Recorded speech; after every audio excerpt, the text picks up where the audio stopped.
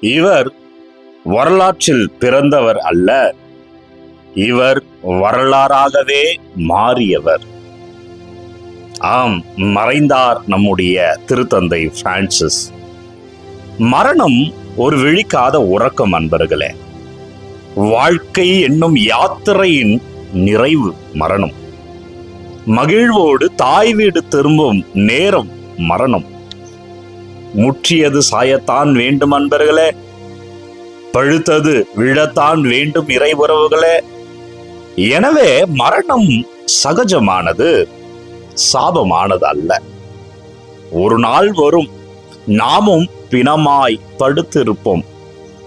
இன்றைக்கு மறைந்த நம்முடைய திருத்தந்தை பிரான்சிஸ் அவர்களைப் போல நாமும் பிணமாய் படுத்திருப்போம். எல்லோரும் நம்மை பார்த்து அழுவார்கள். ஊரே உன்னோடு கல்லறைக்கு வரும். எல்லோரும் வீடு திரும்புவார்கள் உன்னை தவிர. உன்னுடைய சொத்து உன்னோடு வரப்போவதில்லை.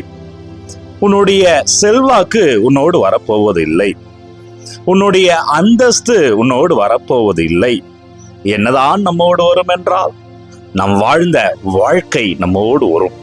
இப்பொழுது இந்த காணொளியில பார்த்து கொண்டிருக்கிறீர்கள, இந்த புகைப்படங்கள், அவர் செய்த ஈகைகள், அவர் காட்டிய அன்பு. எனவே உன்னுடைய அன்பு உன்னோடு வரும். நீ வாழ்ந்த வாழ்க்கை உன்னோடு வரும். நீ செய்த ஈகைக்குரிய செயல்பாடுகள் உன்னோடு வரும். செத்து செத்து வாழ்வதை விட அன்பர்களே, செத்து செத்து வாழ்வதை விட இயேசுவை போல் செத்தும் வாழ கற்றுக்கொள்வோம். ஆம், மறைந்தார் நம் திருத்தந்தை. ஆனால் அவர் இரக்க செயல்கள் மூலமாக இன்றைக்கு எல்லோரும் மத்தியிலும் மனதிலும் வாழ்ந்து கொண்டிருக்கிறார். எனவே நன்றி தந்தை பிரான்சிஸ் அவர்களே. உங்களுடைய ஆன்ம இளைப்பாறுதலுக்காக ஜெபித்து கொண்டிருக்கிறோம். எங்களுக்காக இறைவனிடம் ஜெபியுங்கள். திருத்தந்தை பிரான்சிஸ். நன்றி, நன்றி, நன்றி.